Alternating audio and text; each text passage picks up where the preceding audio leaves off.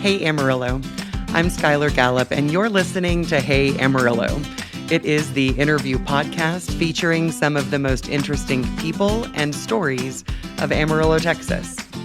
We record each week at the beautiful offices of Rosenbach Contractors. They are experts in high-end design and construction, creating stunning and functional spaces through both new builds and remodels. Today's guest is John Marmaduke, and I invite you to prepare for a trip down memory lane into a favorite store of a lot of our adolescents, mine included, as well as to get your pen out to take notes on how to build and run a good business. A really good business.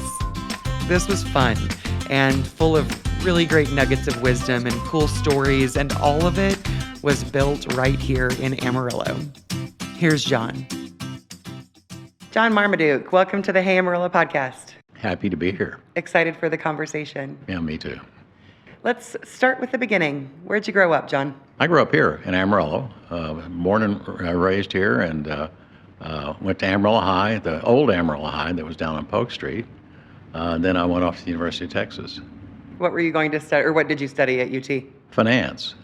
And my dad had a couple of businesses, and he sort of held that role as being the chief financial officer, and he had operating guys in each of the divisions, and he had a wholesale electronics company back when you bought tubes and things like that for your electronics. Nowadays you just throw them out and replace them. Yeah. But he had a news agency which distributed magazines, periodicals, and newspapers, and he had this new idea of rack jobbing music right about the time that rock and roll took off, and then Elvis kick-started it, and then the Beatles made it final. So that turned out to be the big business. How fun. So what, your dad created the business that you would then take and expand into Hastings, of course. Yes. What did your dad instill in you, or perhaps was it expectation? You know, thinking back to whenever you were headed off to UT to study finance, what did your dad send with you? Well, I'd worked in the business on and off every summer and then part-time during the year. So I had a pretty good idea of the business, what it needed. And of course, being young, I always had my ideas, which didn't exactly coincide with my dad sometimes. But he had a discipline, a financial discipline. And each one of those companies lived and died by the monthly P&L. And I kept that through all the businesses I ever ran. The P&L is your Bible. It pretty well tells you what you need to know if it's a good P&L, if it's properly structured. When you were headed down to UT, what year was that? What year did you begin your undergrad? I graduated in 1969 Okay. and came back to Amarillo, and that was back when they had the lottery for the draft, and I'd drawn a number which was sort of on the cusp, so I didn't know if I was going or not, and I missed it just by a couple of draws. I was very happy. I was not enthralled with the Vietnam War. I didn't think we were fighting it to win, and I didn't want to be part of some political solution. You know. I think that my generation has no idea what that would feel like to potentially have to participate in something that you have no support for. Well, when I was at the University of Texas, we got somewhere in the neighborhood of 100,000 signatures that said, "Bring Lyndon home." And of course, that was the euphemism because it was really to bring him back to campus to explain the war. But the New York Times took it because they were anti-war and anti-Lyndon and ran with it. And Wow. so we got a little publicity. What was that like, being kind of in the center of activism on a college campus during the Vietnam War? I mean, that is one of the first images that come to mind. Especially Austin, Texas. Right. It was exciting, but in the long term disillusioning. I saw a lot of people that said they were idealists, and they really weren't. They were idealists when it didn't have any friction. All of a sudden, when somebody came in and offered them money to do something else, that's where they went. So, have you carried those experiences of activism throughout your life? Oh, pretty much. Yeah. I'm a lot more conservative now. What Churchill said: if you're not a radical in your youth, you don't have a heart, and if you're not conservative in your old age, you don't have a brain. So I've seen a lot of great ideas that didn't quite work. Yeah, I imagine if you're not growing and changing, you're not doing much at all. Okay, so you came home from UT with a finance degree. What happened next? Well, I got involved in our wholesale company initially, and then my dad started opening Hastings stores because he was afraid I was going to run off and take a job with some big corporation in a more interesting city than Amarillo. People forget that in 1970, Amarillo was not a very fun place to be. Oh, really? In what way? They just closed the base a few years earlier. It was a ghost town. North Amarillo was full of vacant homes. Hardly anyone who had a college degree came here because there were no jobs. Amarillo was shrinking. And so my dad, to fight that, opened some Hastings stores. And fortunately for me, it was an attractive offer. They really didn't know how to run Hastings because they were wholesalers. And, of course, every wholesaler would love to have a retail chain. Every retailer would love to have a wholesale chain. They all think they know the other until they do it. And it's a very different business. So I remember the first day I walked into a Hastings store in Plainview, Texas, and they had their receipts in a cigar box in the back of the room. And I said, I don't know what we're supposed to do, but I know this isn't what we're supposed to do. So I figured it out. Sometimes that's a very effective way of learning lessons, is learning how not to do things. Yeah, well, and, I wasn't hindered by conventional wisdom, which is really the secret to success with Hastings. Okay, where'd the name come from? My dad had seen a newsstand in London, England, that said Hastings Newsagents. And the newsstands there were terrific because you'd have 150 newspapers and all these great periodicals and stuff. But at the front, they had a rack of best-selling books and best-selling cassettes. And he thought, well, I wholesale all this product. Why don't we just put together a store? So he got with the Hedgecokes and leased a space in Western Plaza. And that store was a smashing success. And so then he, on the success of that, about 2 years later, he opened 4 stores to have a chain to be attractive enough to get me to come back from Austin, Texas.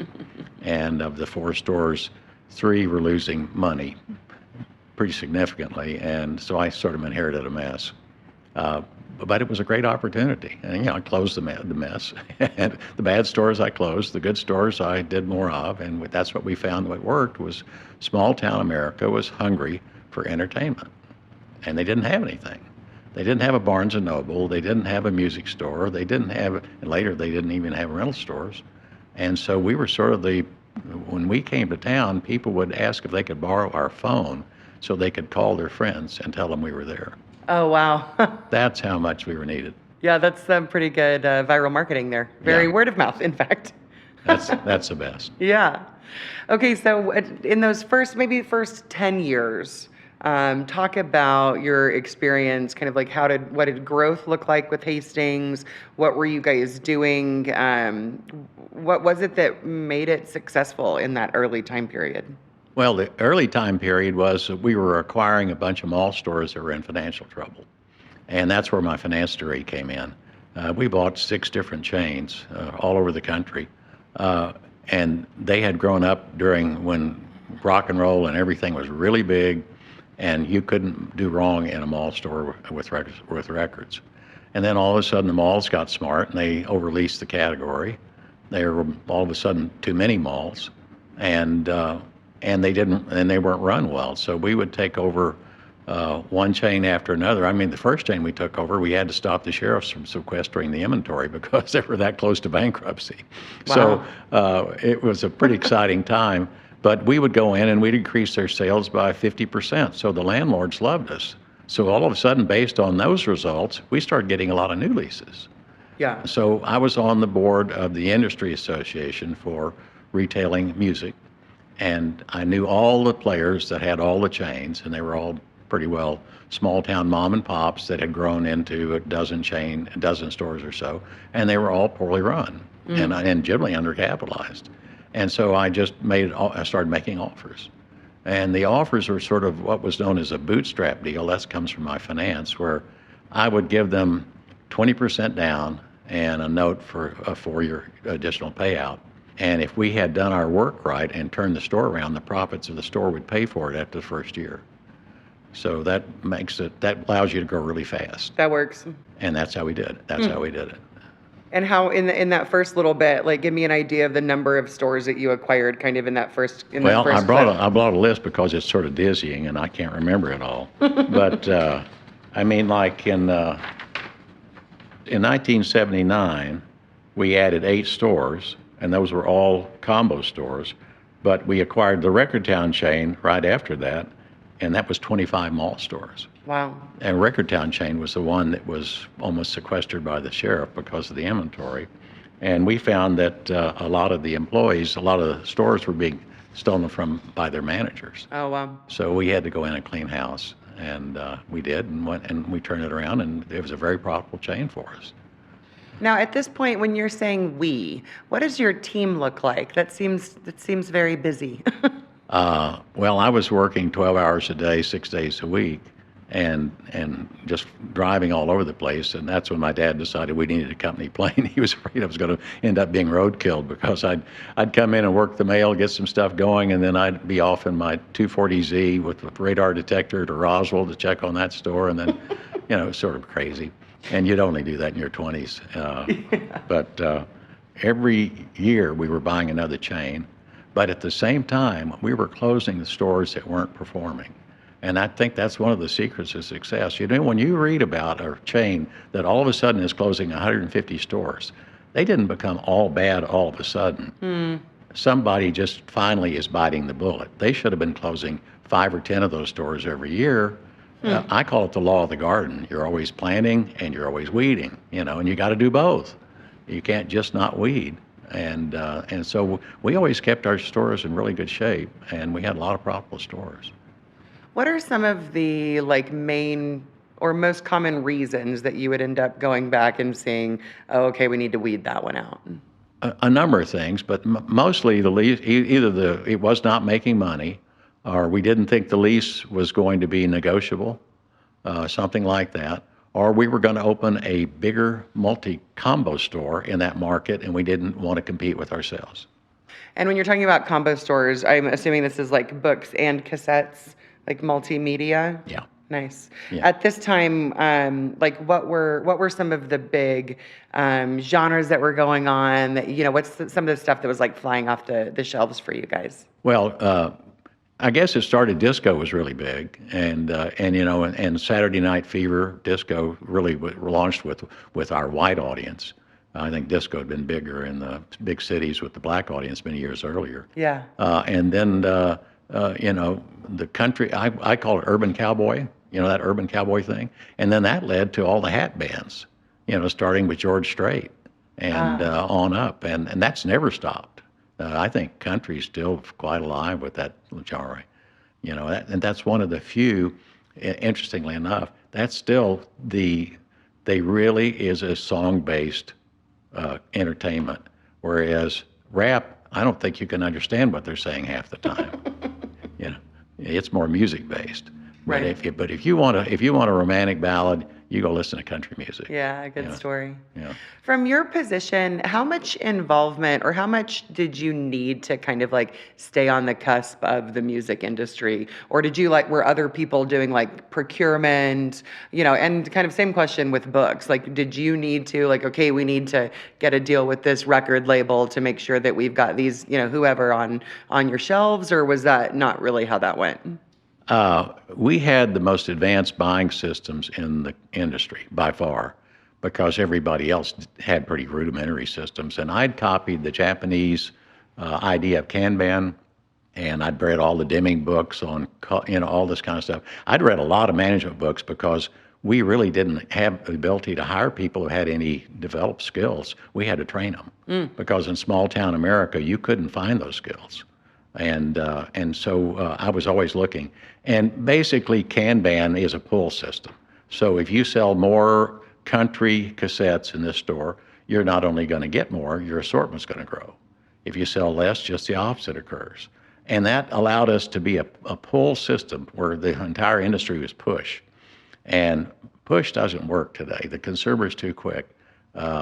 A lot of times a record will happen in 3 weeks and then be over. That's how quickly it happens. And so this gave us a great advantage because if somebody's out of a record that you want and you come to us and we have it, we got a new customer. And they just lost one. So it was really great. And so there are a lot of breakouts that we did. Probably the most obvious, Garth Brooks. We had sold between our rack wholesale company, which serviced a lot of Walmart stores, and the Hastings stores, 100,000 copies of Garth Brooks, and he wasn't charted on the Billboard chart. The reason being, the Billboard chart was bought and sold by record labels. It wasn't accurate. It had nothing to do with sales. If you wanted to get something at number 5 with a bullet, you paid for it. Wow. Is it still that way? No. Because we made a big stink about it, and we took all our data to all the record labels. We made a big deal of it at the industry association meeting, and how many millions of dollars this is costing the industry in returns and missed sales. And all of a sudden, here steps in Nielsen, and people didn't listen to Billboard much anymore. Yeah. So. Yeah, I'd like to pop in on record labels. They've certainly kind of, I think, come to get a pretty bad rap in the way they deserved it. Oh, please expound. Well, I think that most of them had no business skills whatsoever, and they sort of came up through the ranks of, either in clubs or something like that, and all they were really doing was the same old stuff. They were very non-innovative, and surprisingly, you wouldn't think that an industry that was entertainment would be so hidebound, but they were. Nothing changed. I mean, it took forever to get rid of the Billboard charts. And the reason being, they didn't want somebody messing with what was working for them because they were all making a lot of money. Something was going to mess with them long term. It was called Steve Jobs, and it was called when he had a negotiation with the top 5 record labels, and he out-traded them for about $300 million in profits, and they had no idea what he'd done because they were scared to death of all the pirating going on. Yeah, right. And so Steve offered them a complete, secure universe. But in return for that, he wanted 99-cent singles. Well, none of these guys had a business acumen at all to realize this was going to kill the CD. And it did. And all of a sudden, Apple's making all this money selling singles, and they're not selling CDs. Yeah, buying songs on iTunes. Yeah. When you see artists, representing their own music, buying back their own music rights, kind of, I think, you think about like Beyonce and Taylor Swift have had like these big, bold moves to kind of like fight against that industry. What do you think about? Well, I don't think that's a trend because most artists can't afford to buy it back, and most artists couldn't manage it properly anyway. But I think Taylor Swift's probably the sharpest business person the music industry's seen in a long, long time.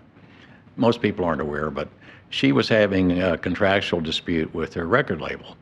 And so she was up for renewal, and she wanted to own all of her own recordings, and they said no.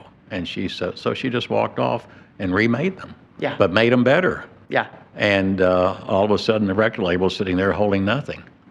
And nobody had figured this out until Taylor Swift. So, more power to her. I thought that was a great move. Yeah. Okay, so back to Hastings. How long? Like, give me an idea of like what the run was with Hastings. You picked it up, I guess, in the early '70s and kind of started to run with it, buying up some chains. Was that 20 year? We went public in 1998. Okay. And we went public with about 120 stores, and we ran that up to about 150 stores, 4,000 employees, and then all of a sudden the digital domain pretty well had nuked the record business and was starting to eat into other businesses, and our sales started declining, and we started closing stores. So I ended up selling the chain in 2014. Okay.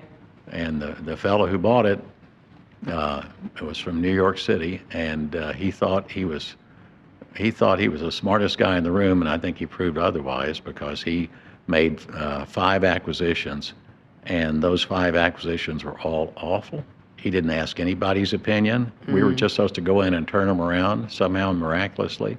I wasn't working for the company at the time, and they drained about $40 million out of the company, and the company went bankrupt. But I think eventually we would have gone under anyway because of the way the industry was shifting. Right. Yeah. Yeah. Is there any world where you think that Hastings could have survived the digital move? In the used space, if we just concentrated on used more than new, we probably could have. But that's easier said than done, and that wouldn't work in a small town America. You'd have to have in a big city market to make it work. Enough people that are seeking Yeah. used. Right. I would love to tell you about Ingenic Dental Studio here in town. Dr. Jake Motery is my family's dentist, and he and his staff give us just the best family dental experience. But his practice and expertise go so much further than my kids' cavities and my routine cleanings. Dr. Motery specializes in cosmetic and implant dentistry. I've seen some of the work he's done, and it is just gorgeous. It's nothing over the top, very natural looking, but with results that really change a person's whole look. So if you're looking for family or personal dental care, or for a more aesthetically enhancing experience, check out Ingenic Dental Studio online or at their location on Georgia next to Market Street and Steak Express. What's some of the funnest stuff you got to do?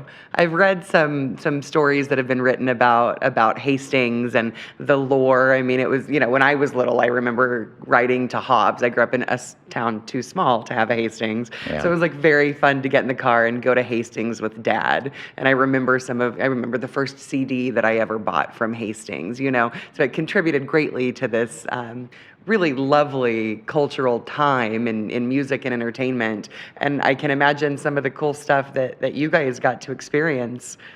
We had a lot, but truthfully, we tried to stay away. We thought it was an advantage being in Amarillo, Texas, and not being in a big city, because the record labels had unlimited budgets for entertaining, and you don't know the meaning of excess. And they would they eat up your time, and every time there was an artist in town, they wanted to take you to dinner with them and do this and that and the other. And I think most of the record chains that were in big cities did not do well because they thought they were in the entertainment business. No, we knew we were in the retailing business.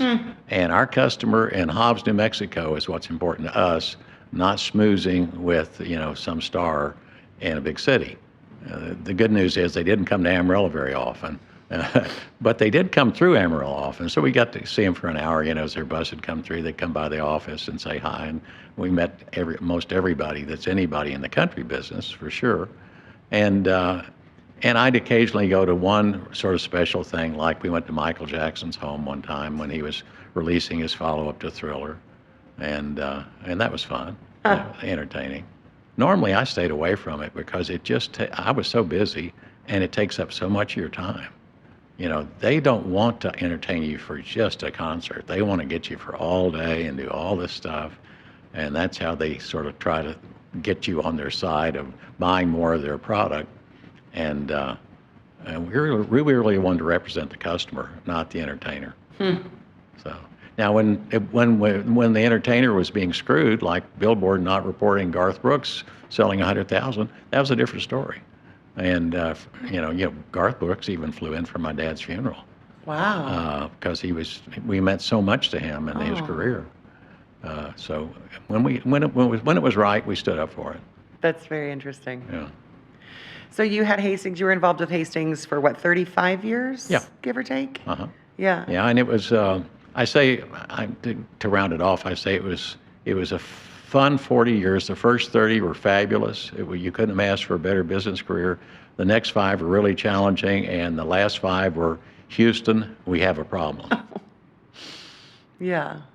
And how do you reconcile that? Is that just like I think that's literally life. The cost of doing business? I think that's life. I think there are very few people that have a great ride for 40 years. And I had a great ride for 30. I'll tell you, there's nothing harder than treading water and trying to survive when you know you're never going to be able to prosper again. And that's very exhausting. It's really liberating to go open a new store and see it expand and do well, and all the customers are excited. That's fun. That re-energizes you. You get you ready for the next day. But when you're just trying to survive day to day, that's tough.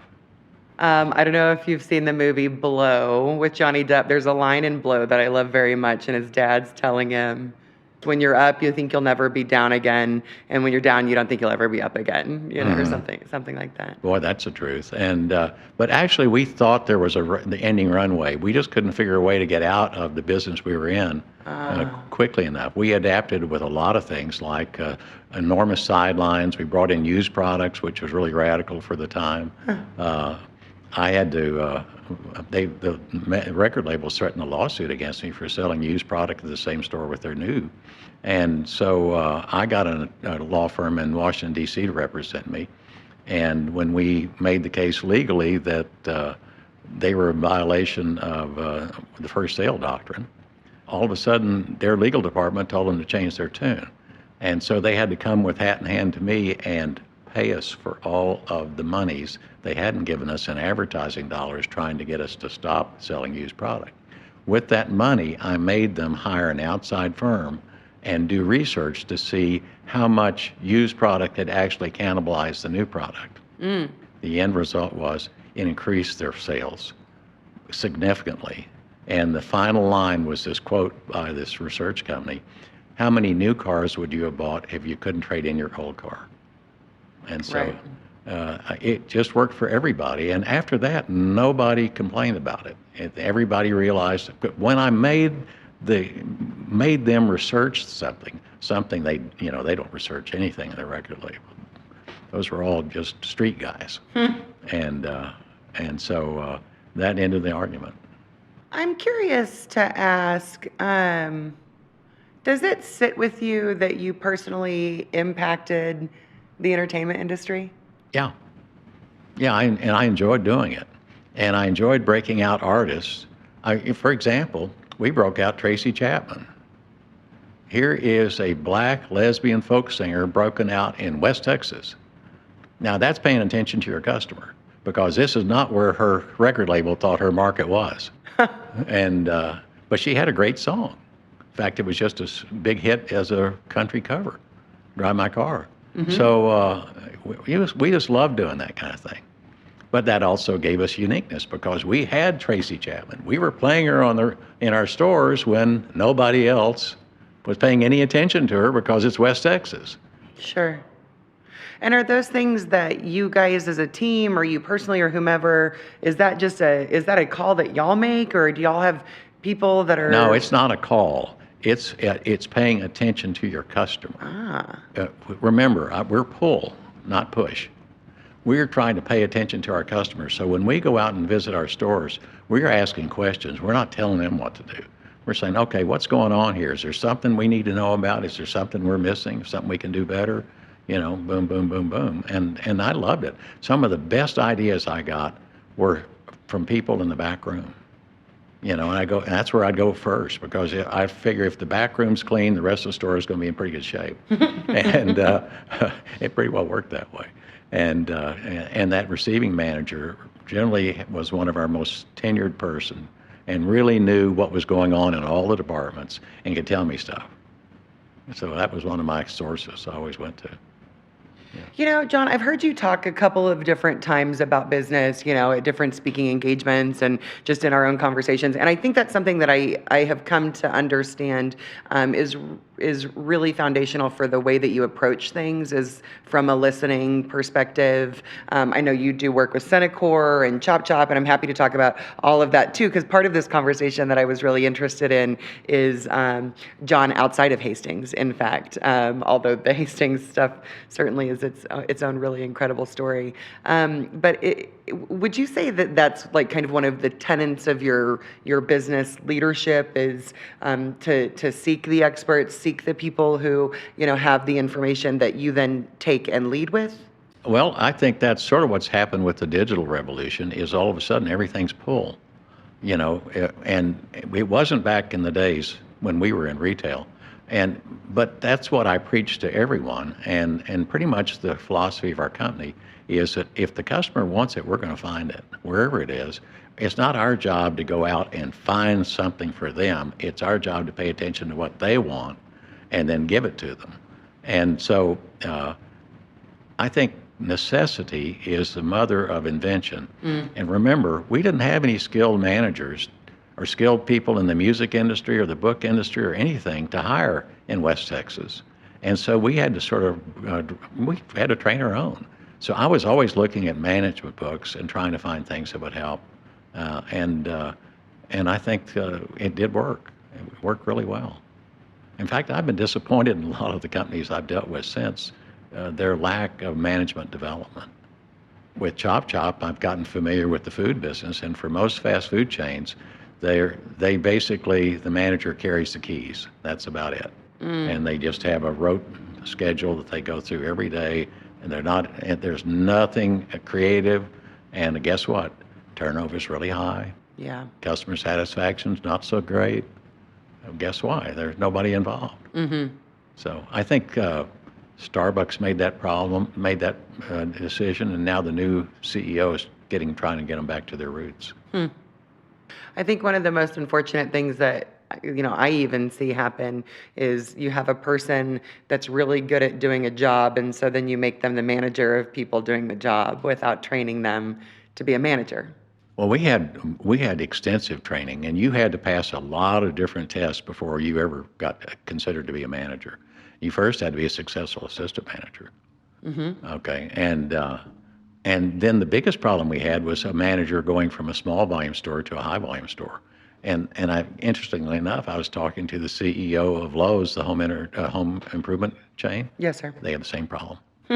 Same problem. If you take a really good store manager that was doing, let's say, $50,000 a week, and you put them in a store that's doing $150,000 a week, they subconsciously will start pulling that volume down to a level that they're comfortable with. Oh, that's interesting. So what is the solution to that? Just stair-step them into that larger... You need to make them an assistant manager in a big high-volume store and get used to it before you make them a manager. Yeah. Yeah. So in the time since you exited Hastings, what has that allowed you to be a part of, to put your business and finance expertise toward? What are you doing lately? Well, I've done a lot of investing, and that's been fun. But Centacor, I was chairman of the board of Amarillo Recovery from Alcohol and Drugs. It was apparent to me after we had opened that we didn't have the right model for a town the size of Amarillo. The model being how we treated people. We only had one, and that was 28-day, and you had to have insurance. I mean, we had 6 clients at the big Bivens facility. Well, that's not anything close to filling that building up. So we called around and asked people in smaller markets like Corpus Christi and who's the best in smaller markets. And it was Centacor. Everything we heard was Centacor, so we called them up and we went down, Perry Gilmore and myself, and visited with them in August in Houston, went through a facility, met the CEO, Bill Bailey, and walked the facility. And then when we left on the parking lot, I told Perry, they've forgotten more about recovery than we know. When we signed an agreement and they took over in January. And when they closed the facility, unfortunately, thanks to our Texas Health and Human Services shortfall of $500,000 funding, they were approaching 130, 140 clients in that building. So yes, they did know what they were doing. Wow. And growing. Yeah. We were anticipating a capital campaign to finish out the third wing. It was heartbreaking, and still to this day, we don't know why. They singled out Amarillo to cut $500,000 in funding when they funded all of our other markets. They won't tell us. What drives you in your work with Centacor? Well, they're saving lives, number one. They'll treat 16,000 people with addiction this year. And we get letters every day of someone saying, you saved my life. So I think it's pretty important. And Chop Chop. Tell me about Chop Chop. I know that I didn't go to high school here, but I know for anybody that that is like my general age that went to high school, Chop Chop is like a staple. It's a great, like, not, what do you call it? It's not fast food, clearly. It's fast casual. There we go. Fast casual. That's what I was looking for. Thank you. How did that come about? I know it's you and David Terry and just a great Amarillo establishment, of which it seems like you're pretty good at making great Amarillo establishments. Well, I hope so. I've always liked Chop Chop, and I liked, if you told me if I was going to get involved in, after I sold Hastings, if I was going to get involved in addiction recovery or the food business, I would have said, you're smoking something, because those are the last two things I wanted to get involved in. But I just love Citicor and the way they were so entrepreneurial and doing something that nobody else was doing. So same thing with Chop Chop. I thought it was a great idea. It was a great concept. It was simple to run, which I wanted. I didn't want to get involved in the restaurant business. Those things are way too many moving parts. And I thought it would be fun. Yeah. But unfortunately, I left the running of it to others, and that wasn't so smart. So now I'm back involved, hands-on. I had a meeting this morning, and we're going to test a new menu concept Monday. So we're having fun. That is exciting. And business is good, and we're happy.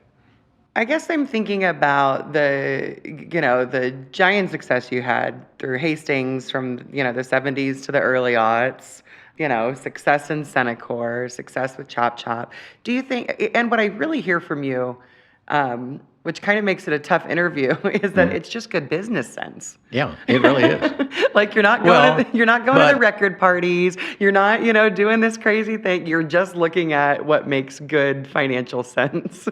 And it works. That's true. But, common sense isn't very common. And what I found, and of course, a lot of my business sense was just learned by trial and error. I didn't get it out of University of Texas, because I had a degree in finance. I knew how to do spreadsheets. I didn't know how to do management. But what worked, we did more of. What didn't work, we stopped doing. It's sort of simple, and I read a lot. And you can, and if you read a lot, you'll get there. I think I had a book we were talking about every quarter in our management meeting. Really? So, for example, I was trying to build a learning organization. So we would all start at 7:30 on Monday morning. The top executives would go around the room telling what they were going to do that week, where they were going, what they were trying to achieve, boom, boom, boom. And then at the end of the week, we'd have a group of all of our operating officers, probably 30 people in a room, and we go around the room and what we do is we'd share what we learned that week that might have some application for everybody else. Trying to bring everybody up to the speed. And that was a lot of fun. And you find out who's really learning and who's really isn't pretty quick. And the people who don't have much to contribute after a while, we're looking to find somebody who's a little more, energetic. So it really sort of forces everybody to be a learner. But we had to be learners. We couldn't go out and hire help. In fact, some of our biggest flops were people we hired from other companies. I remember a buyer I had to fire came from Blockbuster. And we could not get him to buy correctly. He was going to shove it down their throats. He was not going to put in the right amount that his system told him to buy. So I had formulas for the buyers because some buyers had violated it and gotten us overstocked. And so whatever we were going to buy no more than a 3-week supply. And if you gave us an extra discount, we'd buy another week's supply, so you get 4 weeks supply. Okay. If you give us extra advertising, that'd be 5 weeks. But under no circumstances, I don't care if you give us the moon, are we going to buy more than 6 weeks supply, period. Okay. That's it. Is that just because you're then too far out to be able to be responsive to the customer? That's right. And also, if you're wrong, you have got a big problem. And you're going to be wrong in the entertainment business. That's why Walmart brought us in to handle they had read my articles in Billboard, and thought, these guys sound a lot like Walmart. Maybe we ought to try them out. And so they did. They gave us 30 test stores. And rack jobbing their stores, we increased their sales by 30%.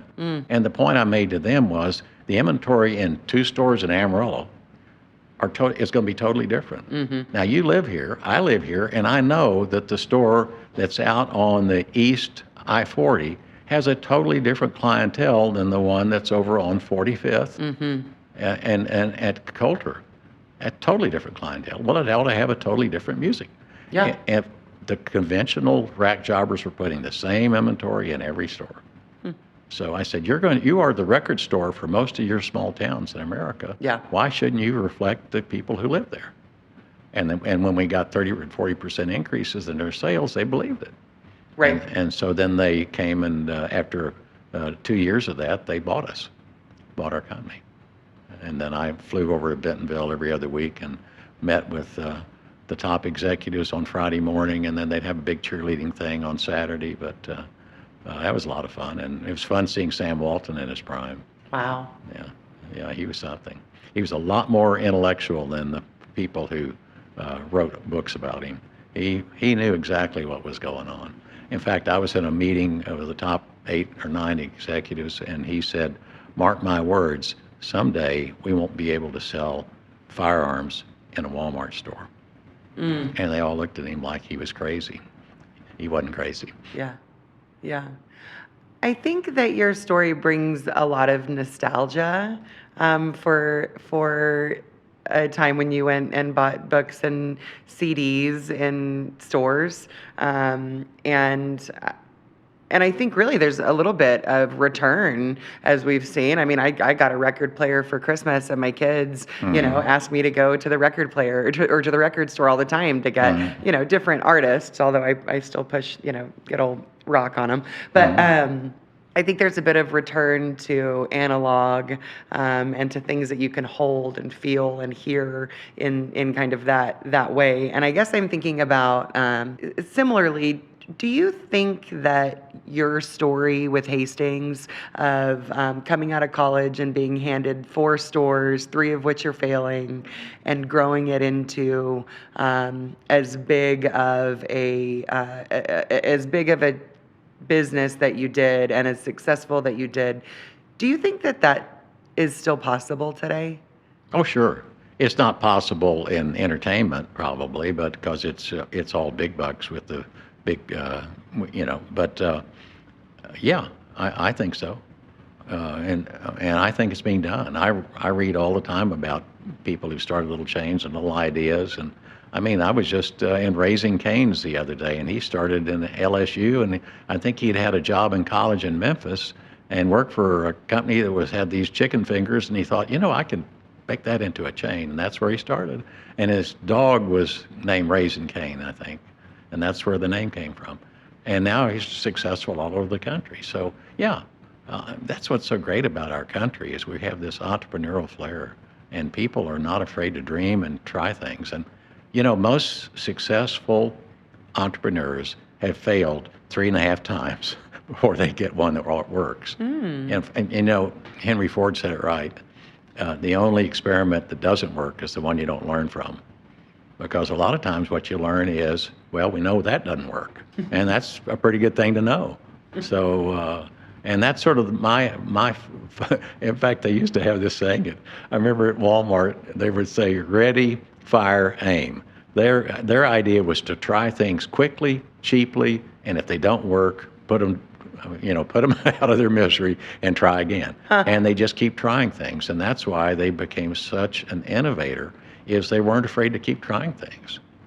And, it's fun hearing Sam Walton whip up the crowd, because he'd say, I was up in the Upper Peninsula of Michigan, and they have a better ceiling fan assortment and so-and-so, and I'm challenging our buyers here to come back a month from now with a better assortment of ceiling fans so can say that we are better than them.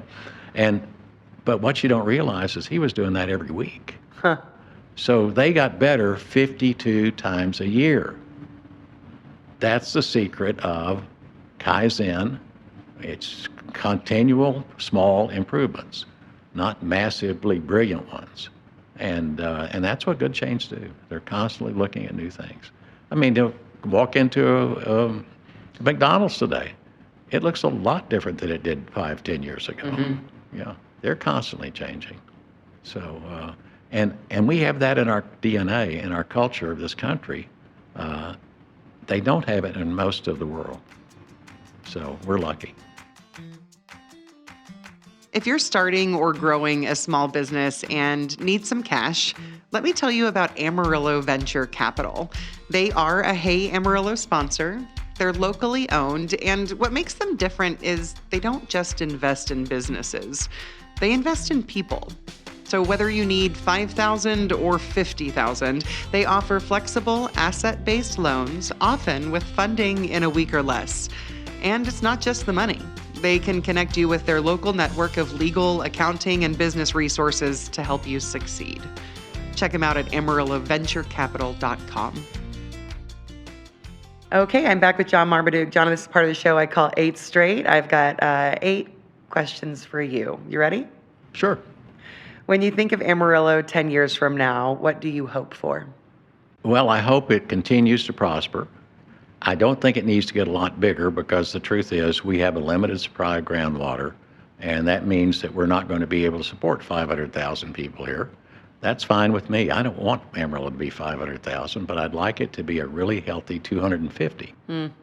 And I'd like us just to sort of fill in the gaps. And we need to improve our civic center and some of our facilities like that. We need to have a little more feeling for the quality of life as attracting people, because the reason we're attracting people to Amarillo right now is what we don't have. We don't have the high crime, the high pollution, the high cost of living, the high taxes. They're all fleeing the things to here. But at some point in time, we've got to worry about the quality of life. And truthfully, the quality of life is quite a bit higher in Lubbock, where they have the university, and because of a university, they have people who will vote to have a tax increase to improve their parks and things like that.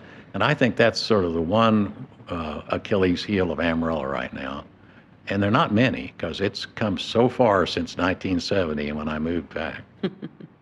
I really like that sentiment that we need to attract people for what we do have. That would be a very nice mental shift. Yeah. When was the last time you went to Paladuro Canyon? Last Friday we went mountain biking, and this Friday I'm going to. I do know that about you. This is a beautiful time. We're almost getting to where it's too hot, though. Well, we go early, and like we'll be there at 8 a.m. And so we're off. When we get off the trail, it just hit 80. Yeah. So that's my rule of thumb. I don't want a mountain bike when it's hotter than 80. Bless. How many miles do you do? Generally about 7 or 8. Nice. Sometimes we'll do 9. Yeah. Nice. Other than wind, what does this area have too much of? I still think we have sort of a poor self-image. I was on a plane every week running Hastings into a secondary market, sort of like Amarillo, and I hardly ever found a town that I wanted to move to. This is a great town. There's a lot going for it. Yeah, we have too much wind, and yeah, our weather can be a little threatening. But I guarantee you, other places have other problems too. And I just like the people here. I think the people here are pretty straightforward. They're honestly friendly. And if you're gonna, I have what I call the flat tire rule. If you're gonna have a flat tire, I'd rather have it in Amarillo, Texas, than I would in Dallas. That's a good one. People here are gonna pitch in and help you out. Yeah, absolutely. And what does this area not have enough of? I truthfully don't know. I really like everything. If I had my druthers, I'd pray for an HEB. And probably we're not big enough and rich enough to afford some of the fancy grocery stores, but I think Trader Joe's would work well here. Yes, I agree. What's your favorite local building, John? I like some of the old mansions, and we just toured the Barfield Mansion on Tyler Street, and it's gorgeous. And it's like 14th and Tyler. And those old homes. Is that the big orange brick one with the columns? Yeah, okay, cool. Yeah, it's gorgeous. And favorite local restaurant? Well, I have 3. Upscale, I like OHMS, and they've been consistently good for a long, long time, which is, to my way of thinking, the ultimate compliment. Okay. And sort of mid-range, I like Mexican food. I like El Tejavan a lot. And then for fast casual, you're going to hear me say, I like Chop Chop. with a new menu. Yeah. Testing soon. Yeah. That's exciting. Okay, you've got 4 hours to spend in Amarillo with someone who's never been here before. What are y'all doing? Well, the mistake most people make is they take them to Palo Duro Canyon last. You need to take them there first while it's cool, because that canyon acts like a solar furnace, and by 11 a.m., it's getting too hot. So if you'll go there first early in the morning, I mean, when we start at 8 a.m., we almost want to have a windbreaker on us, so cool down there. Yeah. By 11, when we get through, it's 80 degrees. So first thing is Palo Duro Canyon. The second thing is I drive the periphery. And I'll tell you, I don't think we need to show them as much as just show them the city, how it's growing, all the great infrastructure. When I recruited our music director to St. Mary's Church, and he's a trail runner and all that, and we took him to Palo Duro Canyon at the very end, I thought that would just be the closer. What the closer was, he came from Spokane, Washington, and he said, my gosh, you all are still building infrastructure here. He said the Greenies have got Washington State where they will never build another highway, never build another overpass. And if it takes you 20 minutes to get to work today, you know it'll be 25 minutes in a few years. He said, I'm glad to go to a place that's growing and trying to solve their problems. What a wonderfully positive spin on what is a whole lot of road construction around here right now. Well, but you know, we're finally catching up because I travel all the time and I'm in Dallas and Houston. They've been growing like this forever, including Lubbock. Lubbock is about 10 years ahead of us. Look what it did for their growth. Yeah, that Marcia Sharp and the Loop were the forever projects whenever I was growing up down there. It was. It took forever. But from that point on, the minute it was completed, Lubbock just passed us like we were standing still. Yeah. I think that freeways, in their funny way, are the most positive growth engine you can do to a community. Nice. What do you think people get wrong about Amarillo? Oh, they think we're hicks, or we don't know about. Shouldn't we go to Dallas 4 or 5 times a year. They don't come to Amarillo at all, except drive through going skiing. So I mean, but the biggest thing is the weather, and I'll tell you why. When we have a cold front coming through Amarillo in the winter, it's all over the news in Dallas. It's -5 in Amarillo, the wind's blowing, it's a blizzard, blah blah blah. The next day, it's sunny and it's back to 20 degrees. They don't give our weather because they're talking about all the freeways that are iced over in Dallas. Okay. And so they only get our weather when it's bad coming their way. And so they think it's bad all the time. That makes a lot of sense. Yeah. Okay, John, I like to end my episodes by offering my guests the opportunity to endorse something. What is something you would express support of, encourage someone listening to learn about, try out, do in our area? I'm currently working with St. Mary's Cathedral School, and I'd like any parent who is looking for a private education to please come by and just check us out. We'd love to give you a tour. John, thank you so much for your time this morning. It's been a really, really interesting conversation. I appreciate it. My pleasure. All right, that concludes the episode. Thanks to John for the interview. Thank you to Ingenic Dental Studio and Venture Capital for supporting the podcast, and to Broderick Adams for editing every week. And thank you for listening. This has been episode 453 of Hey Amarillo. My name is Skylar Gallup, and we will see you next week.